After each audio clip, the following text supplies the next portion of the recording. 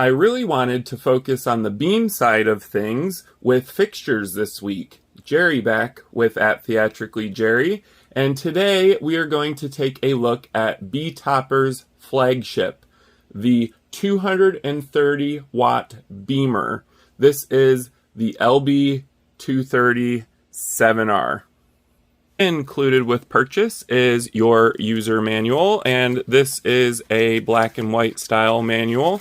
However, BeTopper has done a great job of detailing both the color wheel arrangement, your Gobos, as well as the menu layout and general maintenance on this fixture. So definitely keep your user manual. You are also getting 2 quick release locks. These are for your M10 C clamps, so you can attach it to a truss system. And you are also getting a PowerCon power connector. So you're basically getting everything you're going to need to get this fixture up and running. I'm not going to lie, this is a massive fixture. I did have to move some of my studio around so that I could review this. I definitely thought it was going to be a lot smaller. This is a tank. It measures in at 21.6 inches tall by 18.9 inches wide by 12.4 inches deep. So this thing looks and feels like a tank, as I stated earlier. It's a super hefty weight at 38.58 pounds. So this is one of the larger beam fixtures I've reviewed so far. It feels great, it looks great, and it's going to make a statement on your rig or setup. The front of this fixture features a rather large glass optics.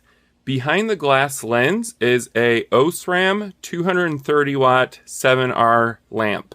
This is not a LED fixture, and it contains a HRI lamp, so safety is of course top priority.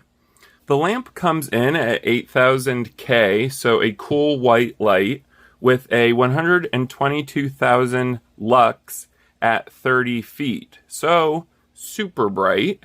These measurements are for its tightest beam angle of 4.5 degrees, so obviously the wider you open up your beam angle, the dimmer the light will be.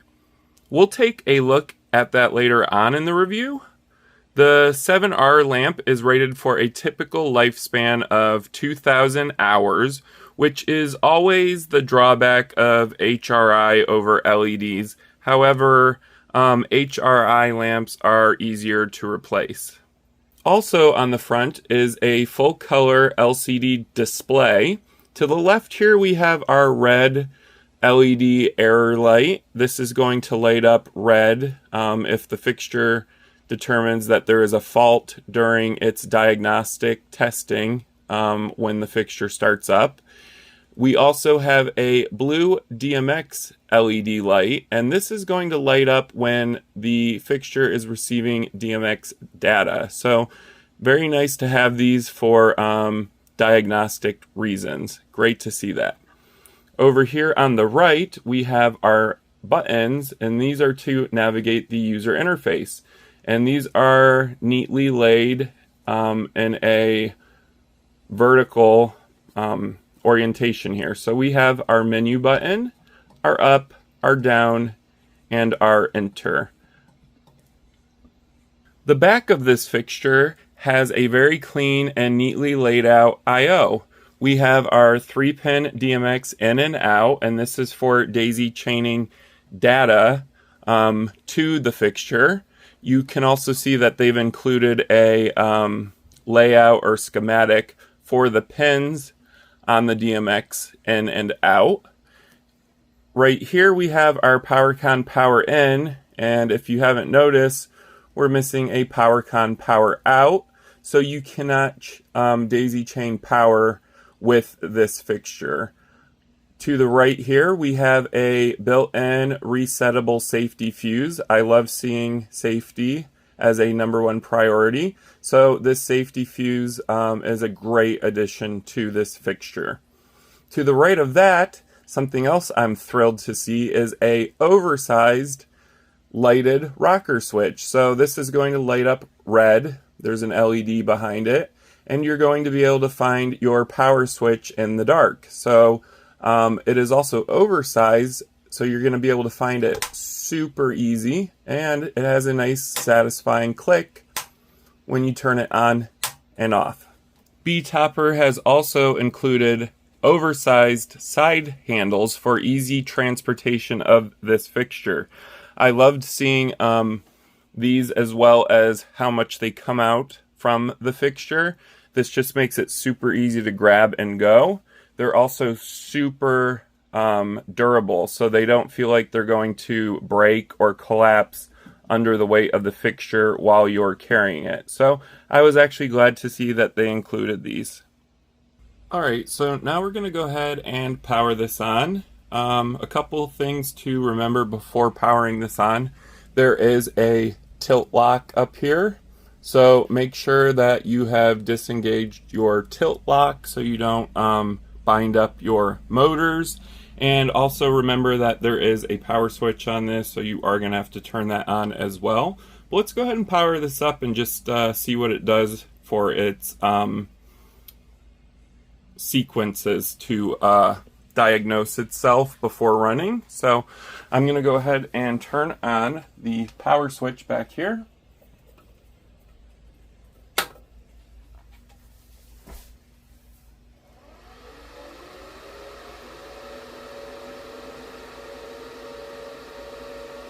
So as you can hear, the fixture is starting up.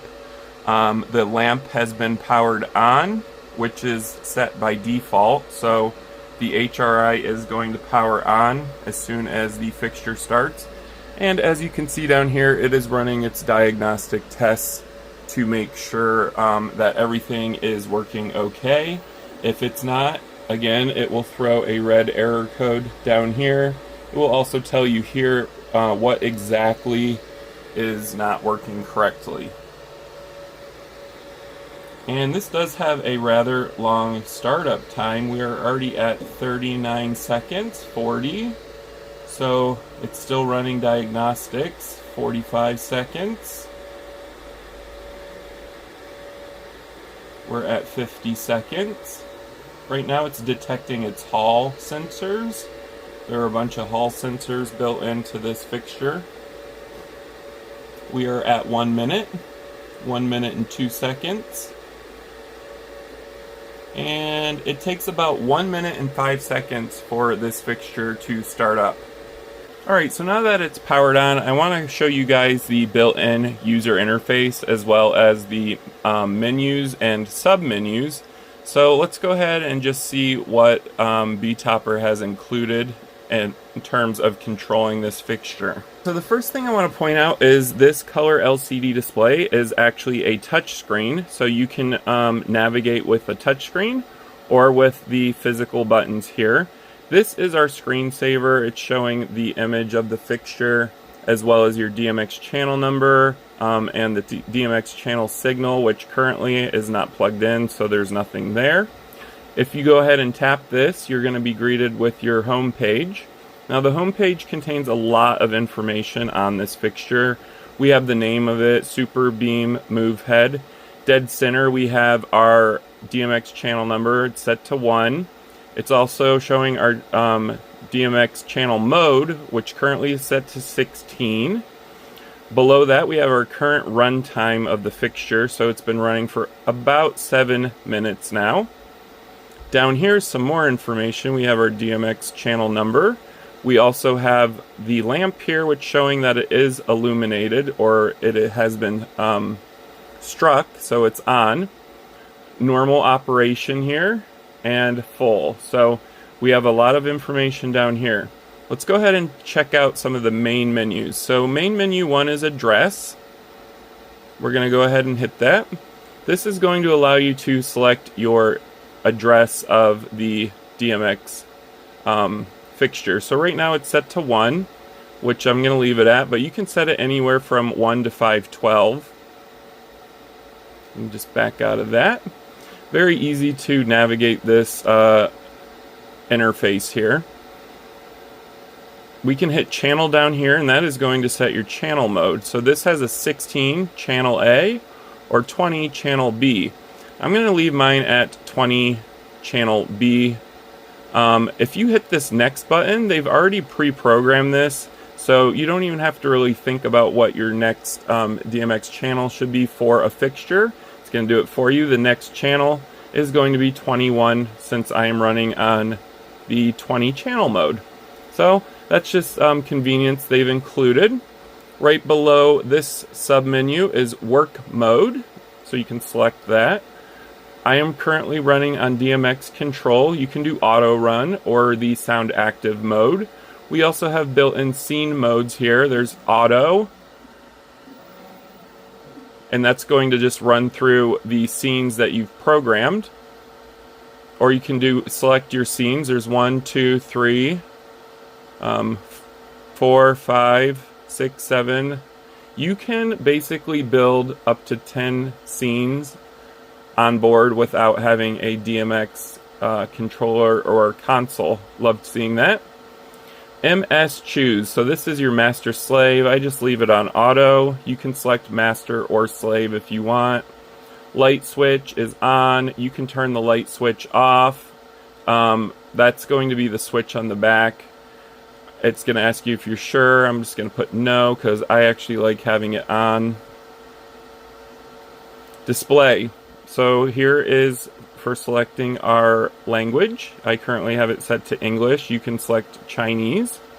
The screensaver that you saw in the beginning has several different modes you can select. You can turn it off if you want to. There's Model 1, Model 2, Model 3. As you can see here, I just did an inverse, so I inverted this screen. I'm going to go ahead and reverse it. That's under screen rotation. Screensaver, I'm just going to leave it on the default of mode 3. We just saw how you can actually rotate your screen here. So right now it's in forward. You can also do reverse if it's hanging upside down, or auto. I just like to keep mine on auto, which means it will sense if it's upside down and it will flip the screen for you. DMX indicator mode, there's 3 different ones. This is for the LED light. I just keep it at default. You can, of course, select the brightness of these LEDs over here with signal bright, as well as the backlight for this screen light here. This is 1, and this is 10, the default. I'll just leave it at 10. Touch enable, you can actually disable the touch screen if you're not going to use it. You can also touch rectify, which is going to recalibrate your touch screen, and you just simply touch the little triggers here and it's going to recalibrate the screen so your touches are more accurate.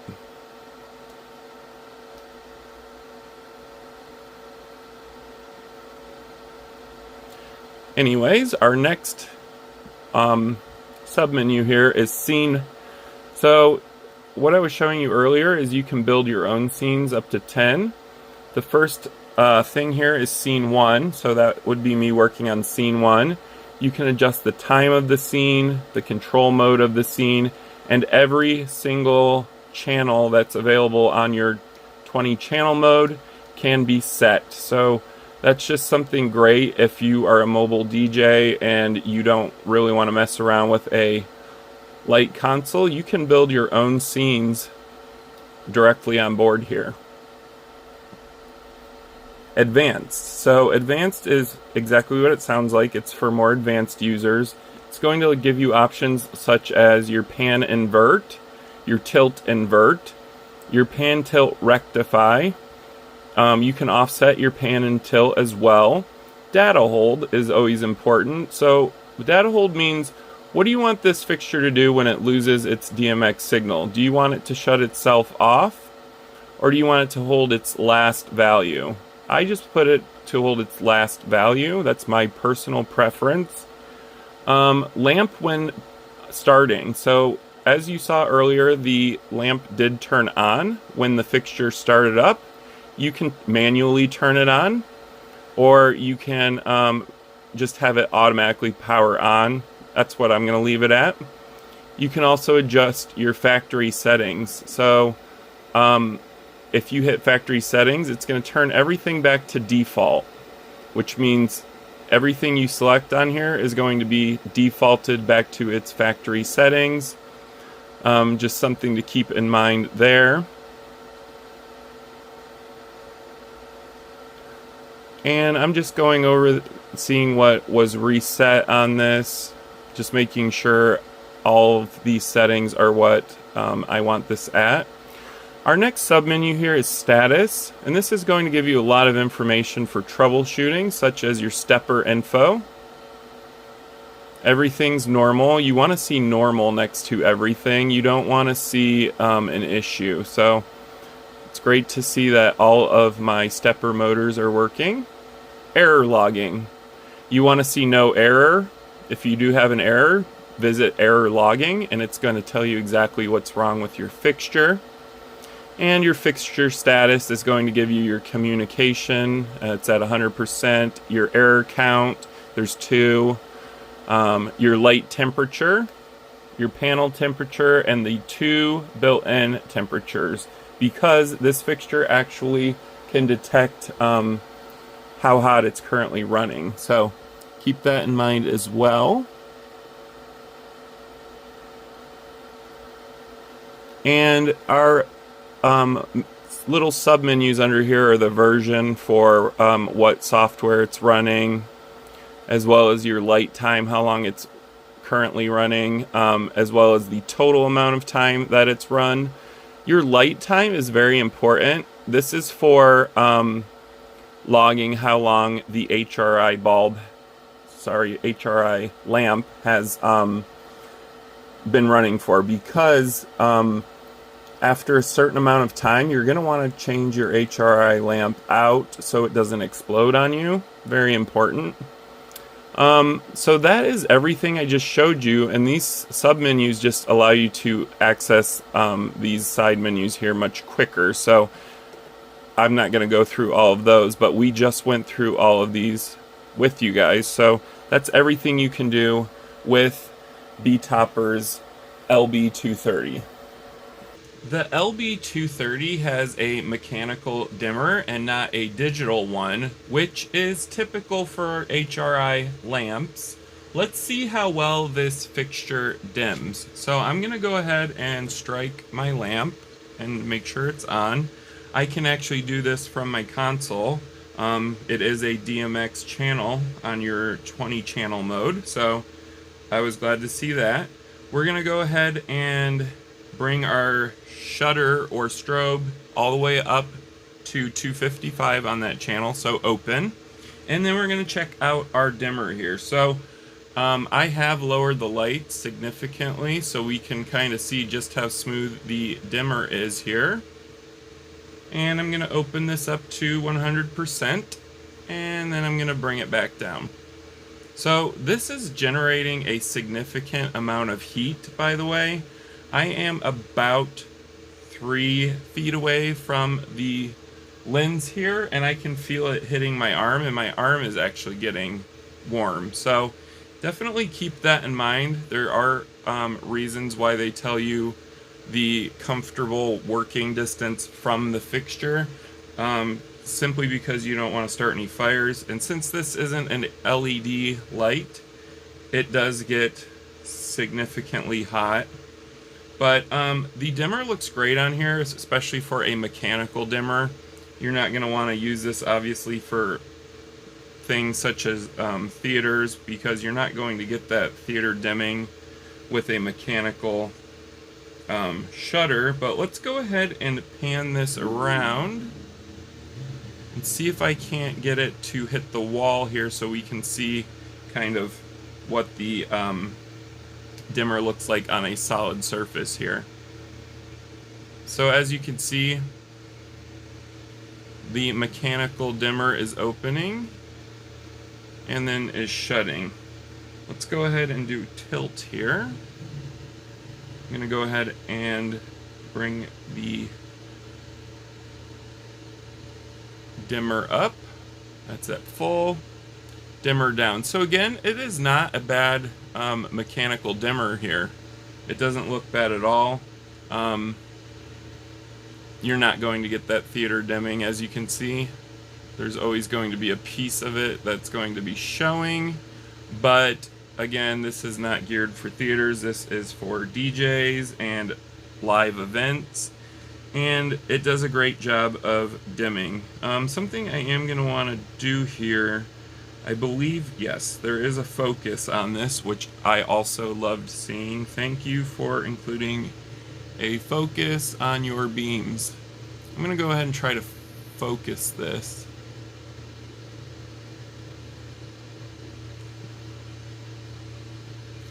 There we go. I did a frost here,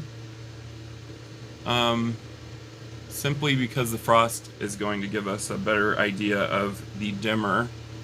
So with the frost filter, again, the dimmer's really not bad. It is approaching theater level dimming with your frost filter. So definitely I approve of their dimmer on the LB230. Alright, let's go ahead and take a look at the strobe. So the strobe on this is a mechanical strobe, obviously. It does 1 to 12 times double strobe. So let's see how quick the refresh rate is on this strobe. I'm going to go ahead and bring up my dimmer, and again, I do have the frost filter applied just because it looks nicer. And let's go ahead and see what this strobe's looking like. So I'm going to go ahead and bring this up slowly. Very nice. It's got a really nice 1 strobe per second. And the further up the strobe channel, the faster this is going to strobe. So let's go to a medium strobe. Alright, still looking good. Not super fast refresh rate, but we're still going up the channel here. Looking more and more like a strobe. And we are getting all the way up to almost open. So this is the fastest this fixture is going to strobe here. So it's not a super fast refresh rate for the strobe, but it doesn't look bad. I've seen much worse, for sure. The problem with these mechanical strobes is they just don't compete with how quickly an LED strobe can strobe. But again, it's not bad. You are going to get a very convincing strobe with this. It's just not going to be super fast. Let me pan this around so you can kind of see it from the front here. So as you can see, it's not a super fast strobe. Let me take out my frost here. Okay, so this is with the frost off. Let's go ahead and see what this looks like. I'm going to tilt this so you guys can see it a little better, and we're gonna go ahead and pan this around here. So again, not the fastest strobe I've ever seen, but certainly not the worst. By the way, you can kind of see the filament here from the bulb because I'm so close to this back wall. You can actually see the filament attached in the HRI. Let's see what happens if I unfocus it. Nope, you can still see the filaments going to the middle here, but that's kind of a really cool look. So anyways, the strobe, I've seen better strobes, I'm going to be honest with you. I'm always honest with my reviews, but I also have to take into account that this is a mechanical strobe, and they, like I said, don't excel at strobes the way LEDs do. Alright, so let's go ahead and take a look at our gobos. BeTopper has included a massive amount of patterns with this. You're getting 17 patterns plus open. I love seeing that because it just allows for a much more versatile selection that can better accommodate your stage design. So let's go ahead and look at them. This is obviously open. So these are our reducers. This is going to reduce the spot here to the smallest beam, which is 4.5 degrees. You are getting several reducers. We have our first, our second, our third, our fourth, our fifth, our sixth, and then we're going to go right into our designs.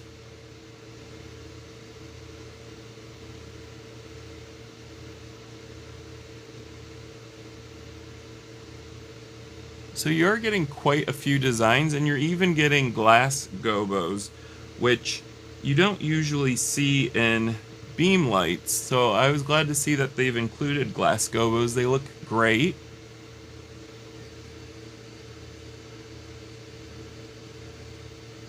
And you can, of course, do your clockwise and counterclockwise motion for rotation on your gobo.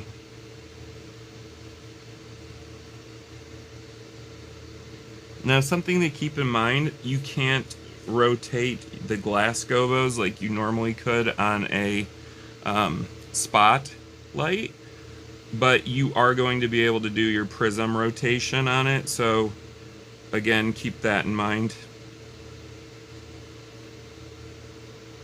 The LB230 has 14 vibrant colors on the color wheel. Let's go ahead and see what those look like. So I do have a reducer gobo on. My dimmer is at full. And we're going to just check out the colors. So you can get split colors. We have our red and white. Here's our red. We have our red and yellow. Wow, the yellow is super saturated. It looks great. Super blinding to look at, by the way. You can also do your split yellow and pink here. This looks great. This is more of a magenta. Our green looks great as well. We have a really nice sky blue. You can do a blue and white. We have our white. Ooh, that's a really nice blue color they've included right here. This looks great. These are CTO filters, by the way, for skin tones. So you can actually adjust the color temperature of white. We have a nice warm white right there. We have a really nice orange. We have this wavelength of blue is nearing ultraviolet, so you do have a UV color filter on here as well. It looks great. UV always looks great with orange, so they stack them right next to each other. We have another great blue, another warm white. This is great to see. I was really happy to see this. So they've actually included a lime colored gel filter on here. So the dichroic filter for lime looks great. It's very convincing. We have a really nice bubblegum pink. And then of course you can go through all of the colors on the color wheel.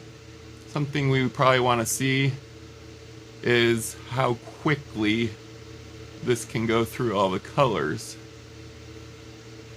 So as you can see, it can also do a very convincing rainbow effect as well by cycling through all of its available colors. Let me just get some gobos going here and maybe do our prism just to give you guys an idea of what this is going to look like. And we do a prism rotation. So you can get some pretty neat effects with the colors here.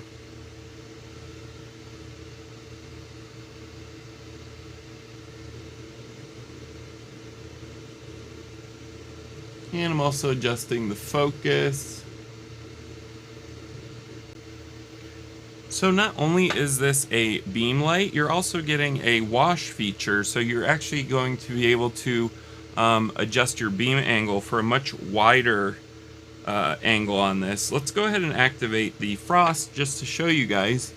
So I love when lights are capable of being both a beam and a wash light. It just adds value to the fixture, and that's exactly what's going on here with our beam and wash light. So you can go ahead and put a wash filter on and get a nice wash out of this. So I loved seeing that as well. Let's go ahead and adjust my shutter because it's not bright enough. There we go. So I got my shutter adjusted here just to give you guys a nice idea of the colors as well as the wash capability. I'm gonna go ahead and take the wash out, and the wash is basically being used with a frost filter, so keep that in mind. Let's get my favorite lime green color going. There's the UV, by the way, it looks great. That green looks great too. I want my lime.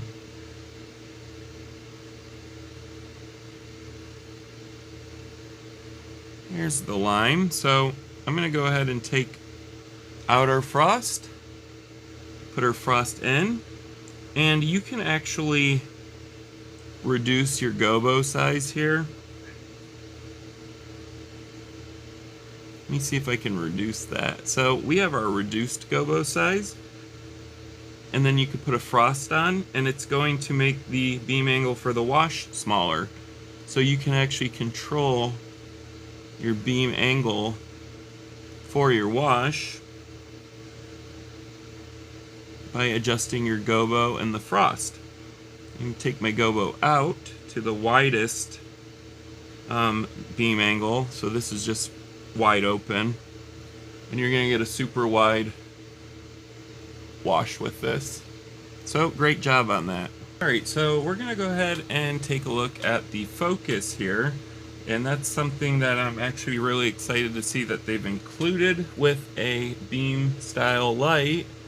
So you can actually focus your gobos, or you can unfocus them if you want to get a really cool wash effect, but it does have a really great ability to focus the images. They're clear and sharp. They look great. I also included this is the glass gobo, but we can also change it to a different gobo if we want, just to show you guys how good the focus is. So we can do this, and then I can unfocus this and then get it really sharp, so back to where it needs to be. But the focus on this is great. I'm going to show you how quickly it can focus. So I'm going to go from one extreme to the other, and that's about how fast it's going to focus. So not a super fast focus, but certainly not bad, and definitely welcomed on a beam style fixture. So now I'm going to do something that I like to go over in my in-depth reviews, and that is the pan and tilt. I do like to see just how quickly they're capable of moving, as well as the noise that they make. The LB230 here has a 540 degree pan and a 270 degree tilt. So let's just see how fast the motors are capable of moving, as well as the noise that they make. So again, this is a 16-bit pan and tilt, so you're going to get fine control. Let's go ahead and take a look at our tilt first. So I'm going to bring this to 0, and then I'm going to bring it to the other extreme, so 270. And as you can see, not a super fast pan and tilt. We got, let's see, from 0 to 270 is about 2 seconds. So a 2-second tilt from one extreme to the other. Let's go ahead and take a look at our pan. So we're going to go from one extreme to the other. not super fast. As you can hear, the motors do make a noise, but not super loud. Doesn't have an obnoxious coil whine. Let's see just how quickly it can do a 540-degree pan. So I'm going to start right now. It's about 3 seconds for our pan. So, not the fastest I've seen on beam lights, but certainly isn't slow either. I'm going to bring up our pan and tilt fine and show you just how fine of a movement it's capable of doing. So let's see how fine the pan is.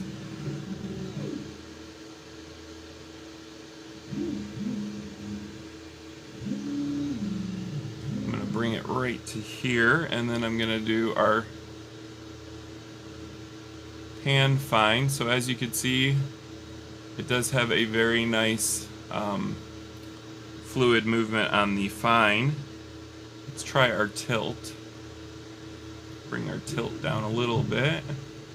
Okay, and then we're going to go ahead and see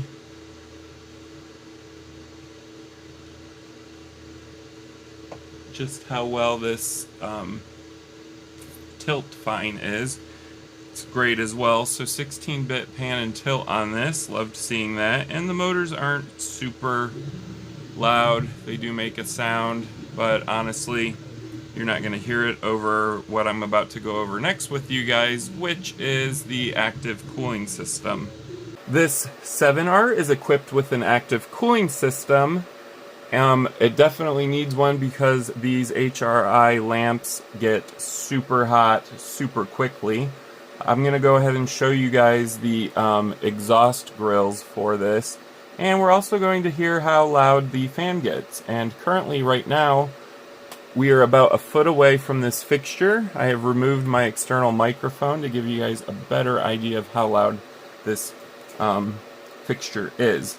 And I'm going to be honest with you, it is not quiet because it is doing a lot to cool down this HRI. Let's go ahead and look at these grills though. So we do have our intake and exhaust grills right here on this fixture, and you can feel quite a bit of heat coming out of it. We got ours over here as well. This is the actual cool air intake side. The other side is the exhaust, which you can feel the heat coming out of. And I'm going to go ahead and let you guys just listen to this without me talking.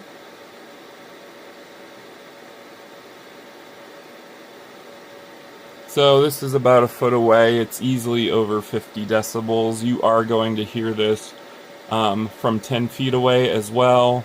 It's just an unfortunate drawback of having to cool such a hot lamp, but again, this is geared towards DJs and events that are using sound, so your sound will easily drown these out.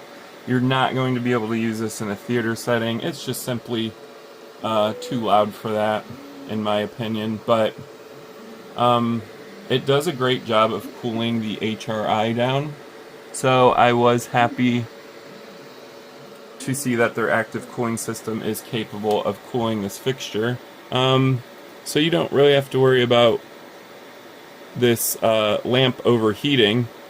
And I have ran this for quite a while doing this in-depth review and haven't currently run into any problems or issues with this fixture. So great job on the cooling system. I do wish it was a lot quieter.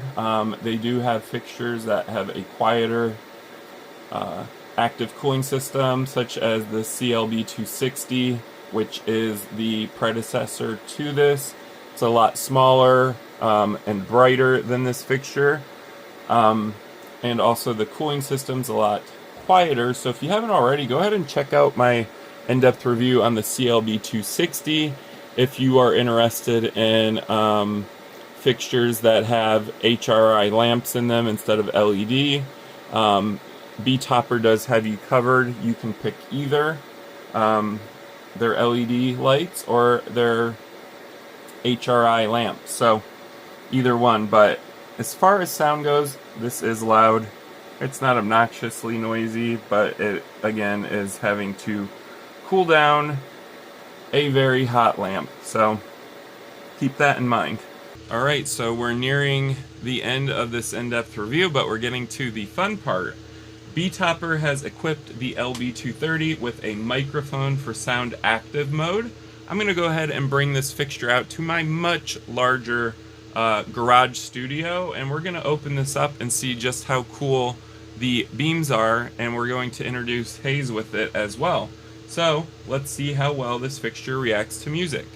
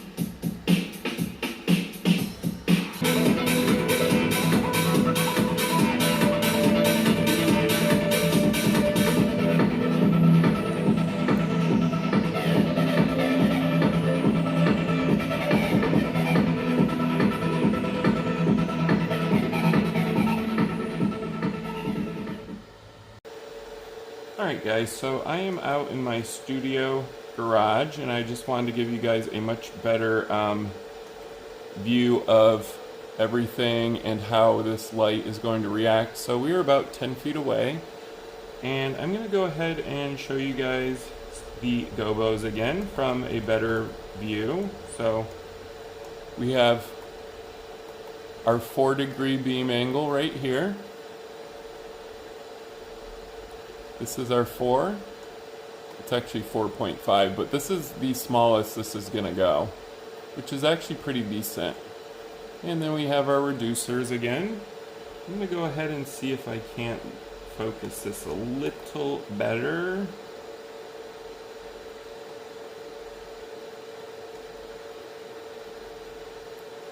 This light is so bright that it's actually kind of hard to focus, especially when you're hitting a metal wall. But let's go ahead and take a look at some more gobos here. Let's see if I turn this dimmer down just a little bit here. Yeah, right, that's a little better. You're going to get a little bit of the shutter in the way, but that's okay. Let's go ahead and take a look at some more gobos. So here's our really cool glass gobos. They look great.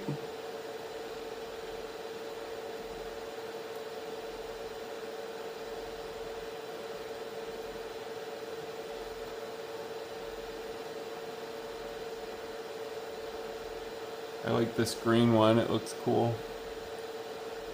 So anyways, those are our gobos. Let's go ahead and see the prism. I wanted to show you guys that in a much wider view. There's our prism. There's our rotation.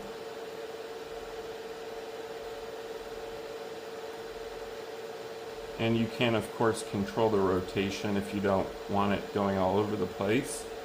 Let's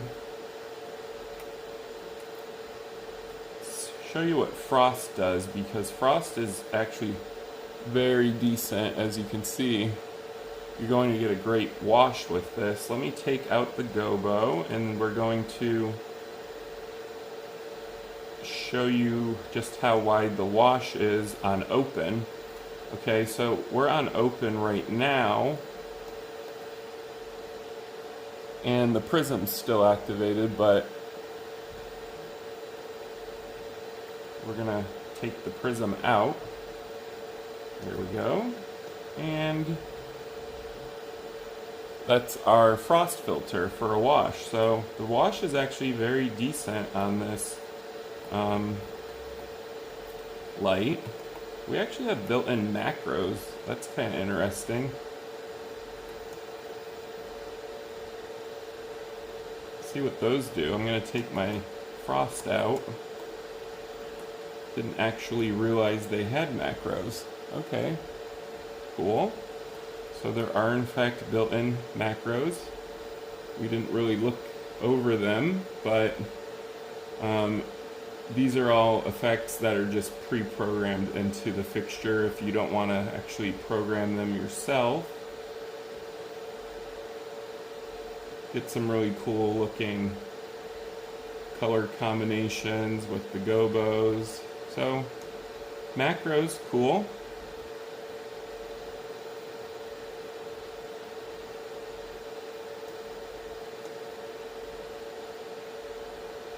And let's take the macros out.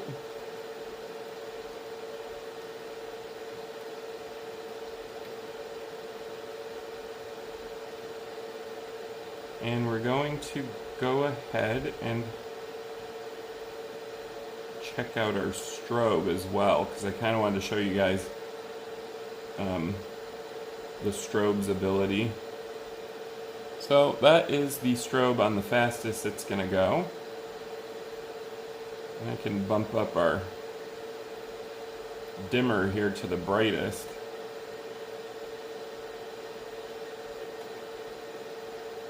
So not too bad for a strobe either.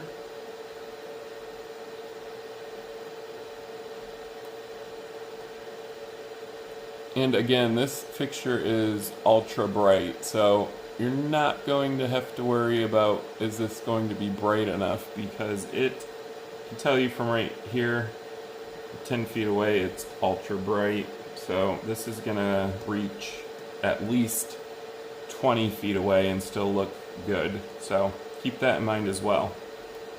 Go ahead and turn the strobe off. There we go.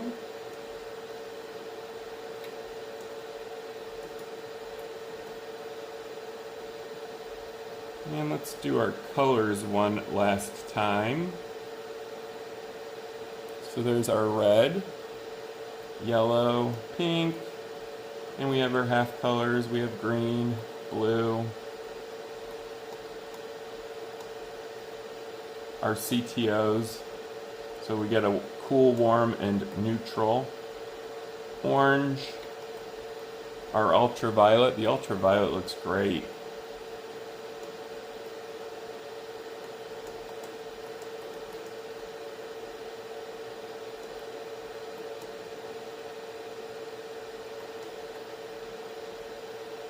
And we'll just go ahead and cycle through those so you can kind of see what's going on.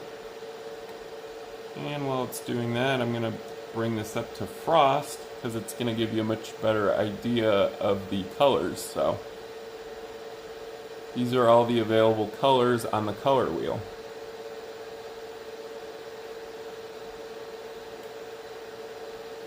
If you have any questions or comments about this fixture, go ahead and leave them down below. I do respond to all questions and comments as quickly as I can.